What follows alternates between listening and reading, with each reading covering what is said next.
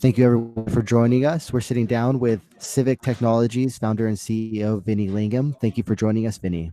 Hey, Justin, good to be here. Thank you. So I was just curious, what is new at Civic post 2020? I think 2020 was a really difficult year for everyone. A lot of changes. I think every single person in the world was pretty much affected. Um, and one of the things that we thought about deeply over the course of last year is how do we as a company and how do we as a sort of movement focus on proliferating digital identities more and faster. And so our best laid plans could not have anticipated what happened in 2020. And so we just decided that we are going to really focus on doubling down on digital identity, right? And so how do we do that? And what makes digital identity important in 2021? And quite frankly, it's COVID. COVID has accelerated the need for digital identities to go mainstream for different reasons: travel, proof of health, proof of vaccination, proof of negative tests. The world is moving from one where we kind of trusted everyone's biological health to a world where we don't, and we have to use technology. We have to make it still seamless. So you can go to a stadium, you can go to a party, you can go to an event, you can walk into a building, but you got to check that people have antibodies, they have vaccines, they've got negative tests. And so all we're trying to do is give you, we've always been about giving you the power of your own data. And so we're focusing on getting your medical record data into the Civic app and being able to use that medical record data where you go to make your life easier. And so that's what we're focusing on for 2021. What has that pivot or new product or service entailed so far? So if you look at the call it the pivot, what it really is we built an identity wallet many years ago, and last year we updated it to add crypto to that identity wallet.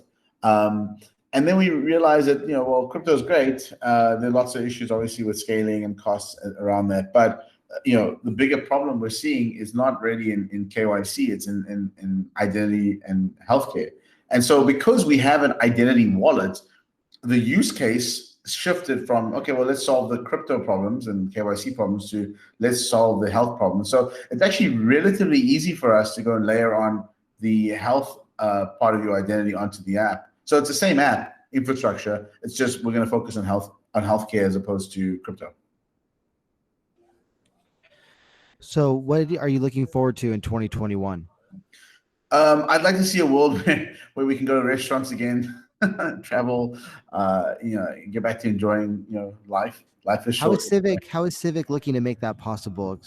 Exactly. Well, here's an example, right? So 50 to 100 million Americans have got antibodies from COVID. Like, why are these people stuck at home? Like, why? Because, well, there's no way to prove that they had the antibodies. There's no legislation in place. Well, not really that. It's just like the risks are just too high right now that someone who doesn't have it or people who don't have it get in somewhere and spreads it. But if we take a different perspective and say, well, can we reopen restaurants where if you've got antibodies or you've had a vaccine, you can go to the restaurant? Now, that would change a lot of people's lives. And that would make life a lot better, I think, on a day-to-day basis. And so whether it's in the US or internationally, just being able to prove your health status and getting back into functioning society would be a good thing. And that's what we want to do. So it's almost like rebuilding this we don't trust each other's biological health world at the ground level through restaurants. How might that change the restaurant experience for specifically the owners, but also the customers? I think from a customer perspective, like right now, as I sit in California, literally there's not a single restaurant open anywhere. I would cook my own food, buy my own stuff, which is fine, but it doesn't really, it's not the not the most fun thing for me to do every single day. And it's been like this for months now. So it changes your life because basically if I had a vaccine and restaurant owners can verify it, they can seat me indoors. They can start filling up their restaurants. Even 6 months ago when we kind of opened up again, it was outdoor dining only. So restaurants are operating at 30% capacity, 40% capacity. And you got to feel for these people, right? They're running businesses. They've had businesses for their 10, 20, 30 years who are just bankrupt now because they just don't have customers because people can't go in. So like, how do you restart this economy? And I think it's important that we start being practical about it, where if you've got 20, 30, 40% of the population that's either immune or vaccinated, they should be able to go to restaurants and dine indoors and support these businesses. So it's like, how do we just restart the economy and our lives?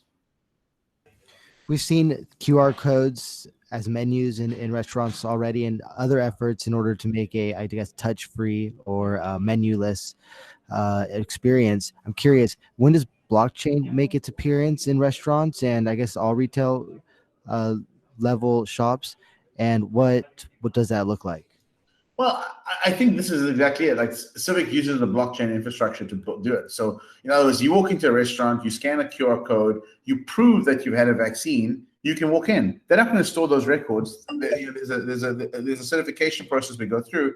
It's blockchain based, so they can trust that Civic is verified that this person's had a vaccine and it is that person, and they can go in. And that's the beauty of blockchain. We don't have to transfer data across. We just need to authenticate it. And so if you can authenticate your data, you don't have to like hand it over, which would be obviously HIPAA compliance issues with that. So blockchain can be used in such a way where you can privately share information, run zero knowledge proofs effectively, like has this person had a vaccine or an antibody or a negative test in the past 24 hours? And the answer is yes. You don't need to know which one of those. As long as you're comfortable that one of those conditions have been fulfilled, the person can get entry to your restaurant or your business. This is where blockchain comes in, because if it was a simple database, then you'd have a lot more issues around hacking and honeypots and like we don't want to get to the point where we like another Equifax. It seems to me that 2020 sort of sharpened the focus on enterprise blockchain. I'm curious, what is the outlook for enterprise blockchain in 2021, especially compared with 2019? And what, if there have been any changes into the overall focuses, what have those been? I think enterprise blockchain is still a ways off. If you talk about permission blockchains versus public blockchains, I'm not a big fan of permission blockchains. I don't think they're going to work long term. And are we speaking actually about just distributed ledgers, or are we speaking about a variation of a blockchain, in your opinion? Well, I think we're speaking about distributed ledger technology, but the real issue is like around consensus, right? And control, and who can control and make changes to the system. So a lot of the corporate blockchain solutions out there are just not, they're very highly centralized. So I don't see the point. You might as well use a database. It's faster, it's cheaper. If you're looking at public blockchains, there's a lot of blockchains out there like Solana, for example, that can actually handle the scale that you need from a private blockchain, but at least it's a public blockchain. I haven't seen much enterprise adoption just yet, and I'm waiting to see it happen. But the infrastructure is improving so that it can handle it. Do you think 2020 had an impact on the way in which we might see enterprise blockchain come to fruition in our daily lives? No, I think 2020 probably slowed it down, to be honest. Okay, so what is surprising, ironic, novel, or even controversial about Civic's new focus on sovereign identity with a focus of getting the economy jump-started? I don't think, I mean, the controversial element would be like, well, there's a whole bunch of anti-vaxxers out there who think we shouldn't take vaccines. I disagree. So, but we don't take a position on whether you should or shouldn't. We're just making the tools available so you can verify and check whether people have antibodies or vaccines or whatever. So, like the controversial part is like people already think that there's a reason not to be vaccinated and not to trust the vaccine technology that exists today. I think I think it's kind of short-sighted. Okay, so what else is new with Civic, and is there, what should people know? We have been around for a couple of years trying to figure out and build digital identity solutions, and we recognize that this is not the easiest space to be in. But I think that we're getting to a tipping point right now where where digital IDs maybe 5 years were nice to have. I think in the next 12 to 24 months, it's going to be a critical piece of the Web 3.0 infrastructure, and we want to play a part of that. Can you elaborate on that a little bit? Because I do see that we will have approximately 12, 24 months, possibly, yeah, somewhere in there. I was thinking 18 months. So you say 12, 24, where we'll see a lot of innovation and new technology coming to the forefront. Can you explain like what you see Web3, how you see Web3 evolving in this time frame?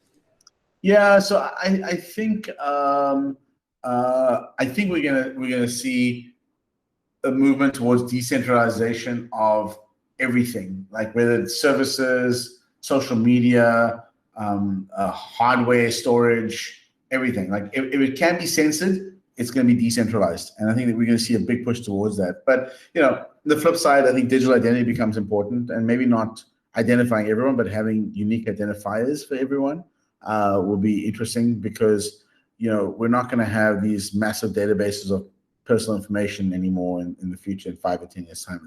We hope, right? I hope it's decentralized. Web 3.0 is really going to be about decentralization, I guess, of services for the public. I see even pushes to decentralize things such as hardware. So Prism Laptops comes to mind. And this was a company that was mentioned to me by Trace Mayer. And although I don't think that it's like the most user-friendly experience compared to some of the other devices we're used to, I see that there is a push indeed to not only decentralize things like, I guess, finance and money that we see with Bitcoin and cryptocurrencies, but also define or decentralize things like the internet, but also hardware. Do you have any sort of insights into that or thoughts, and how important is that part of the tech stack? I'm not sure the hardware stuff is going to be. I think it's always software. I mean, hardware, obviously, you have to make sure there's no there's no malicious hardware built into the system. But I'm still the opinion that like it's the services infrastructure that needs to be decentralized. So things like Filecoin is interesting because they're creating this like global decentralized storage space which can be used. So the cloud will be decentralized, I think. Yeah, I'm not so sure about hardware. Are you talking about Purism? Yes, excuse me. Yes, excuse me. Okay, Purism laptops. Yeah. So that stuff's interesting as well. Again, I'm not sure how many mainstream people are going to use it, but there's definitely a group of people who want this sort of thing. And these sort of things start off in a fringe, and people like Trace will use it, I might use it, etc. But then it takes 5 or 10 or 15 years to go more mainstream after that. I've been following the World Economic Forum, and one of their emerging technologies is blockchain. Do you have any thoughts on why or how they see that, especially, I guess, in relation to you not seeing enterprise blockchains as being something that's on the horizon?